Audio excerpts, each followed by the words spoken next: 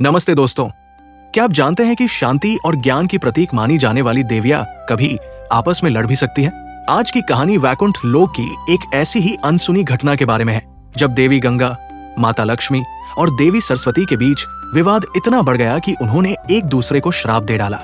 इसी झगड़े की वजह से माता लक्ष्मी को धरती पर एक पौधा बनना पड़ा और गंगा को स्वर्ग से उतरकर मनुष्यों के पाप धोने पड़े। आखिर क्या थी इस युद्ध की वजह और भगवान विष्णु ने इस स्थिति को कैसे संभाला? चलिए जानते हैं आज की इस विशेष वीडियो जब हुआ गंगा, लक्ष्मी और सरस्वती का महायुद्ध। गंगा ने पूरे ब्रह्मांड को मंत्र मुक्त कर दिया था। वो दूध के झरने जैसी श्वेत थी, मानो लाखों चंद्रमा पिघलकर उनके जल में घुल गए हों। क्षीर सागर से निकले अमृत से भी अधिक अमृतमयी। वो अमरता नहीं बल्कि मुक्ति प्रदान करने वाली थी। अनंत जीवन नहीं बल्कि शाश्वत मोक्ष। लेकिन जहां पूरा ब्रह्मांड उनके प्रेम में था, वही गंगा का हृदय किसी और के लिए धड़क रहा था। विष्णु लेकिन गंगा की एक प्रतिद्वंद्वी थी, ज्ञान और संगीत की देवी। वो भी श्वेत वस्त्रों में लिपटी रहती थी, सफेद हंसों और सफेद कमलों से घिरी हुई, और वह भी विष्णु के प्रेम में डूबी थी। सरस्वती। एक बार गंगा वैकुंठ में टहल रही थी। जब उन्होंने संरक्षक विष्णु को अकेला पाया, उनकी भावनाएं उमड़ने लगी। जुनून से सराबोर होकर वो उनके पास पहुंची और प्रेमपूर्ण लहजे में बात करने लगी। उनकी पलकें फड़फड़ा रही थी, उनका हृदय जोरों से धड़क रहा था। उनकी उंगलियां विष्णु की त्वचा को छू रही थी। जब सरस्वती वहां पहुंची, तब गंगा का शरीर इस नीले सागर में समा जाने के लिए व्याकुल था। गंगा को देखकर सरस्वती तुरंत समझ गई कि क्या चल रहा है। अधम। सरस्वती ने उन्हें पीछे खींचा। तुम्हारी श्री हरि के इतने करीब खड़े होने की हिम्मत कैसे हुई?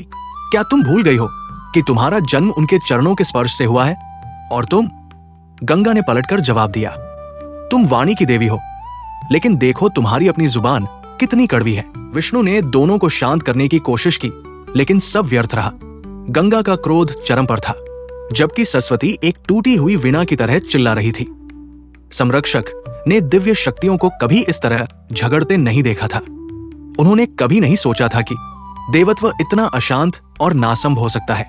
वो तुरंत वैकुंठ से बाहर चले गए, लेकिन इससे उनकी नाराजगी और बढ़ गई, क्योंकि दोनों उनके जाने के लिए एक दूसरे को दोष देने लगी।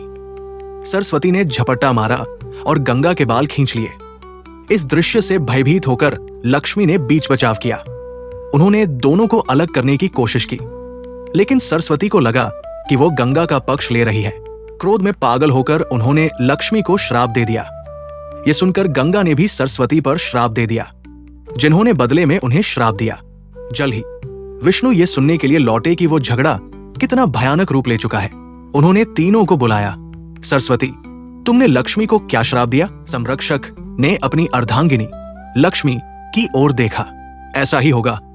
तुम्हारा एक अंश जल्द ही पृथ्वी पर पवित्र तुलसी के पौधे के रूप में उगेगा। लेकिन शोक मत करो, क्योंकि मैं भी शालिग्राम नामक पत्थर के रूप में प्रकट होऊंगा और हम साथ रहेंगे। फिर सरस्वती की ओर मुड़े। तुमने गंगा को क्या श्राप दिया? मैंने उसे श्राप दिया है कि वह पृथ्वी पर बहेगी और मृतकों की अस्थियां ढोएगी। वो भी सच होगा। विष्णु ने गंगा की ओर देखा। तुम जल्द ही मानव जाति के पापों को पियोगी और वे तुम्हारी पूजा करेंगे। वे तुम्हें मां कहकर पुकारेंगे। लेकिन गंगा, आज तुम भी क्रोध से फट पड़ी थी और तुमने सरस्वती को श्राप दिया था। तुमने क्या कहा? मेरा श्राप है कि वह भी भूलोक में एक नदी बन जाए। वो बनेगी, क्योंकि सरस्वती ने तुम्हारे साथ शारीरिक दुर्व्यवहार किया है, इसलिए वो तुमसे पहले नदी बन जाएगी। वो अब ब्रह्मा की अर्धांगिनी बनेगी, लेकिन उनका एक अंश पृथ्वी पर एक ऐसी धारा के रूप में बहेगा जो एक दिन लुप्त हो जाएगी। तो दोस्तों, ये थी कहानी वैकुंठ के उस विवाद की, जिसने धरती के कल्याण का मार्ग प्रशस्त किया। भले ही ये एक झगड़ा था, लेकिन इसी के कारण हमें पवित्र तुलसी का पौधा मिला और मां गंगा का पावन सानिध्य प्राप्त हुआ। भगवान विष्णु ने सिखाया कि अनजाने में मिली सजा भी कभी कभी संसार के भले के लिए होती है। अगर आपको ये पौराणिक कथा पसंद आई हो, तो इस वीडियो को लाइक जरूर करें और अपने दोस्तों के साथ शेयर करें। ऐसी ही और भी दिलचस्प कहानियों और रहस्यों को जानने के लिए हमारे चैनल को सब्सक्राइब करना न भूलें। आप अगली कहानी किस विषय पर सुनना चाहते हैं, हमें कमेंट में जरूर बताएं। धन्यवाद।